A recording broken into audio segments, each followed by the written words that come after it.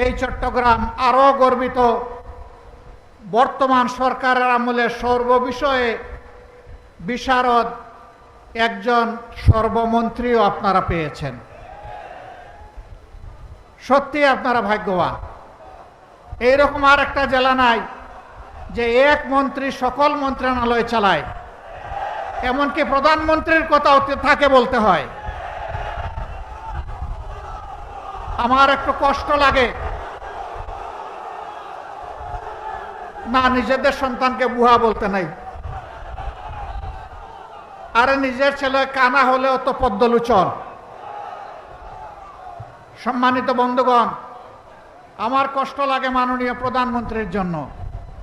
তার আশেপাশে কাদেরকে উনি বসিয়েছেন? উনি কুমিল্লায় এসে পিজেড দেন, ফরিদপুরে গিয়ে সয়াবিন তেল দেন, তিনি দিনাজপুরে গিয়ে আম উপহার দেন, সিলেটে গিয়ে ৯.৫ ঘন্টা উপহার দেন,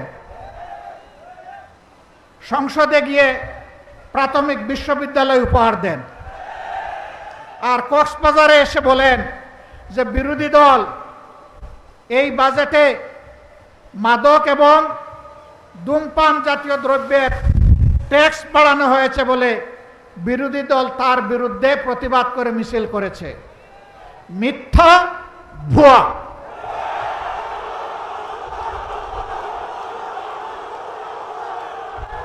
বিরোধী দলের কেউ এটা করে নাই। আমার করুণা লাগে। প্রধানমন্ত্রীর এই পদটা রাষ্ট্রীয় পদ, তিনি রাষ্ট্রের প্রধান নির্বাহী।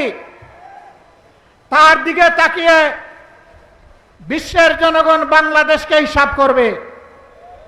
তার মুখ দিয়ে যদি অনবরত এই সমস্ত ভুলভাল কথা বের হতে থাকে, বাংলাদেশ লজ্জিত হবে, ক্ষতিগ্রস্ত হবে। এদেরকে চিহ্নিত করুন। যারা আপনাদেরকে ভুল বুঝাচ্ছে, আপনার সম্মান মানে বাংলাদেশের সম্মান যারা ধ্বংস করছে, এদের ব্যাপারে ব্যবস্থা নিন। নইলে ক্ষতিগ্রস্ত শুধু আপনি হবেন না, গোটা জাতিকে আপনি ক্ষতিগ্রস্ত করবেন। এবারকার বাজেট বিরোধী দল প্রতিক্রিয়া জানাবে, খুবই স্বাভাবিক। এটা গণতন্ত্রের এসেন্স, এটা গণতন্ত্রের সৌন্দর্য। এতে রাগ করার কি আছে? অল্পতে ধৈর্য হারালে 18 কোটি মানুষের দায়িত্ব পালন করবেন কিভাবে? হ্যাঁ, জনগণ সমর্থন দিবে, প্রশংসা করবে। জনগণ যখন দেখবে জন আকাঙ্ক্ষা বাস্তবায়নে আপনি এবং আপনার সরকার আন্তরিক। কিন্তু জনগণ যখন দেখবে 70% মানুষের রায়কে আপনারা অপমান অগ্রাহ্য করছেন, জনগণ বসে বসে আঙ্গুল চুষবে না। রায় দিয়েছে জনগণ, মানতে হবে সরকারকে। যে সরকার জনরায় মানে না, সেই সরকার জনগণের সরকার হতে পারে না। সংসদে তারা বলেন তাদের হিসাব অনুযায়ী বিভিন্ন মেকানিজমে সরকারে গিয়ে এখন বলছেন 51% মানুষ তাদেরকে ভোট দিয়ে সরকার গঠনের সুযোগ দিয়েছে। ভালো কথা, কিন্তু 70% মানুষ যে ভোট দিয়ে বলেছে গণভোটের গণরায় মানতে হবে, সেটা মানছেন না কেন? 51% বুঝতে পারলেন, 70% বুঝতে পারেন না? হ্যাঁ, 9.৫ ঘন্টা বললে আসলে হিসাব মিলাইতে সমস্যা হবে। হিসাব মিলানোর জন্য ভালো মানুষ পাশে রাখুন, জাতিকে নেতৃত্ব দেওয়ার জন্যে, যাদের অন্তরে দেশপ্রেম আছে, মানবতাবোধ আছে, চরিত্র যাদের উন্নত, যারা চাঁদাবাজদের ঠাঙ্গিদার নয়, তাদেরকে বসান। একজন কুখ্যাত ব্যাংক ডাকাত, তার গাড়িতে চড়ে যারা রিসিপশন নেবে, তাদের দ্বারা আপনার সরকার বাংলাদেশের জনগণকে কিছু দিতে পারবে না। প্রিয় দেশবাসী, আমরা চেয়েছিলাম জনগণের সকল সমস্যার সমাধান সংসদে হোক। সরকার চায়নি, আমাদেরকে তারা ঠেলে দিয়েছে জনগণের কাতারে। যদি গণভোটের রায় মেনে নেওয়া হতো, আজকের এই বিভাগীয় সমাবেশের প্রয়োজন হতো না, এতগুলো মানুষকে ত্যাগ স্বীকার করে এখানে আসতে হতো না। আপনারাই বাধ্য করেছেন। সংসদে আমরা এই দাবি উত্থাপন করেছিলাম, আলোচনা হয়েছে, আপনারা ফেলে দিয়েছেন, জনগণকে অপমান করেছেন। আমরা সেদিনে বলেছিলাম সংসদে কথা বলতে মাননীয় স্পিকারের অনুমতি প্রয়োজন হয়, মাননীয় স্পিকারের রুলিং এর প্রয়োজন হয়।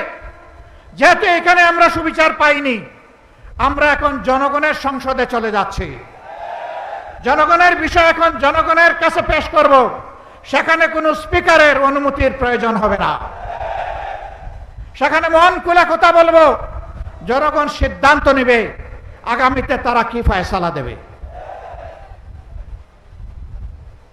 একটা স্বাধীন সার্বভৌম দেশ, সীমান্তে কি হচ্ছে আপনারা জানেন। আমরা নোটিশ দিয়েছি এই বিষয়ে আলোচনা করার জন্যে, আমাদের নোটিশ নিয়ে টাল বাহনা করা হচ্ছে। ভয় কিসের? কারে ভয় করেন? কারে খুশি করতে চান? কার হয়ে দেশ পরিচালনা করতে চান? যদি বাংলাদেশের জনগণের সরকার হয়ে থাকে, তাহলে এই ধরনের ইস্যু সংসদে আলোচনা করতে দিতে হবে। আমরা আলোচনা সংসদে করব না উত্তেজনা বৃদ্ধির জন্যে, আমরা আলোচনা করব বাংলাদেশের স্বাধীনতা এবং সার্বভৌমত্বকে সুসংহত করার জন্য। এটি আমাদের উপর অর্পিত পবিত্র দায়িত্ব। কিন্তু যদি আমাদেরকে এই আলোচনার সুযোগ থেকে বঞ্চিত করা হয়, তাহলে মনে রাখবেন মুষ্টিমেয় বিজিবি, যাদের হাতে সরকারের দেওয়া অস্ত্র আছে, তাদের পাশে আজকে যেভাবে হাজার হাজার জনগণ নিরস্ত হয়ে বুক পেতে দিয়ে নিজের সীমানা রক্ষার জন্য এগিয়ে গিয়েছে, 18 কোটি মানুষ এইভাবে কারো হাতে বাংলাদেশ ইজারা দেবে না। এই 18 কোটি মানুষের 36 কোটি হাত বাংলাদেশকে পাহারা দিয়ে রাখবে ইনশাআল্লাহ। জাতির সাথে গাদ্দারি করে কেউ পার পাবে না। আমরাও গাদ্দারি করলে জাতি আমাদেরকেও ক্ষমা করবে না। আমরা জাতিকে কথা দিয়েছি, কথা দিচ্ছি, আমরা জাতির সাথে আমরা গাদ্দারি করব না ইনশাআল্লাহ। জীবনের বিনিময়ে হলেও আমাদের দেওয়া কথা আমরা রক্ষা করব। সম্মানিত বন্ধুগণ, জনগণ আশা করেছিল ইন্টারিম গভর্নমেন্টের পরে নির্বাচন হয়েছে, নির্বাচিত সরকার আসলে চাঁদাবাজি বন্ধ হবে। বাংলাদেশের কোনো জায়গায় চাঁদাবাজি বন্ধ হয় নাই, হয়তোবা চিটাগাঙ্গে বন্ধ হয়ে গেছে। চাঁদাবাজি এখানে চালু আছে। রেট কি বেড়েছে না কমেছে? এই চাঁদাবাজ কারা জনগণ কি জানে না? জনগণ কি চিনে না? মাননীয় প্রধানমন্ত্রী, চাঁদাবাজকে আপনি সামাল দিন। আপনি কথা দিয়েছিলেন আপনি ক্ষমতায় আসলে দুর্নীতির টুটি চেপে ধরবেন। আমরা দেখতে পাচ্ছি দুর্নীতিকে জাতীয়করণ করা হয়েছে। দুর্নীতি এবং চাঁদাবাজির বিরুদ্ধে কথা বললে কারো যদি মন খারাপ হয়, আমাদের করার কিছুই নাই, বলে যাচ্ছি, বলেই যাব। এবং শুধু বলার মধ্যেই আমরা ক্ষান্ত হব না, আমরা জনগণকে সাথে নিয়ে গণপ্রতিরোধ গড়ে তুলব ইনশাআল্লাহ। আপনারা তৈরি আছেন? আমাদের পরিষ্কার কথা, গণভোটের রায় বাস্তবায়ন করতে হবে। গণভোটের রায় বাস্তবায়ন করতে হবে। গণভোটের রায় বাস্তবায়ন করতে হবে। যদি না করেন, তাহলে যেভাবে 96 সালে নিজেরাই শেষ পর্যন্ত কেয়ারটেকার সরকারের বিল নিজেরা এনে পাশ করতে বাধ্য হয়েছিলেন, এই রেফারেন্ডামও বাস্তবায়ন করতে আপনারা বাধ্য হবেন। ভালোই ভালোই মেনে নিন, জনগণকে রাজপথে ঠেলে দিবেন না।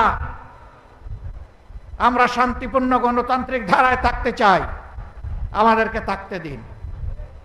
আমাদেরকে সুড়সুড়ি দিবেন না, নতুন করে সুড়সুড়ি দেওয়ার কিছু নেই। হুমকি ধমকি দিবেন না।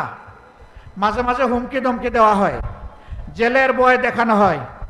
ফাঁসিকে যারা তুচ্ছ মনে করে তাদেরকে জেলের ভয় দেখাবেন না।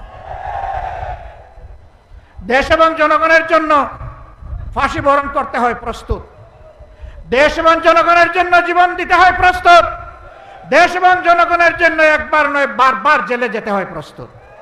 কিন্তু এই জেলের তালা স্থায়ী নয়, চাবিওয়ালাও স্থায়ী নয়, তালাও পরিবর্তন হয়, চাবিও পরিবর্তন হয়, এটা মাথায় রাখতে হবে। একদল ফ্যাসিবাদ কায়েম করতে গিয়ে বনে জঙ্গলে আশ্রয় নিয়েছে, খাল বিল নদী নালা দিয়ে পালিয়ে গিয়েছে। আপনারা কোন দিকে যাবেন? আমরা চাই না আপনাদের এই পরিণতি হোক। আমরা চাই না একটার পর একটা গণবিরোধী সিদ্ধান্ত নিয়ে দেশ এবং জনগণের ক্ষতি আপনারা করুন। আমরা পরিষ্কার বলে দিচ্ছি, আমরা দীর্ঘকাল বসে বসে আপনাদেরকে এই সুযোগ দেব না। সুযোগের সময় খুবই সীমিত, সময় ফুরিয়ে আসছে। এই সময়ের ভিতরে যদি পরিবর্তন হয়ে যান, আপনাদেরকে অভিনন্দন জানাবো। যদি পরিবর্তন না হন, তাহলে আপনাদেরকে আপনাদের পরিণতি গুনার জন্য প্রস্তুত থাকতে হবে। চট্টলাবাসী জনাব ডক্টর কর্নেল অলি আহমদ বীর বিক্রম আমার বিবেচনায় বর্তমান চলমান রাজনীতির তিনি হচ্ছেন সবচাইতে বয়োজ্যেষ্ঠ ব্যক্তি। তিনি বলেছেন, দুঃশাসন দুর্নীতির বিরুদ্ধে যদি আরেকটি বিপ্লব করতে হয়, সেটা হবে ইনশাল্লাহ বীর চট্টলা থেকে। আপনারা সূচনা করতে রাজি আছেন? দেশের জন্য আরেকবার বুক পেতে দিতে রাজি আছেন? আমরাও ঢাকা থেকে আপনাদের সাথে চলে এসে রাজপথে একাকার হয়ে একসাথে দাঁড়িয়ে যাব ইনশাআল্লাহ। সবাইকে ধন্যবাদ। আল্লাহ হাফেজ। বাংলাদেশ জিন্দাবাদ। 11 দলীয় ঐক্য জিন্দাবাদ। আসসালামু আলাইকুম।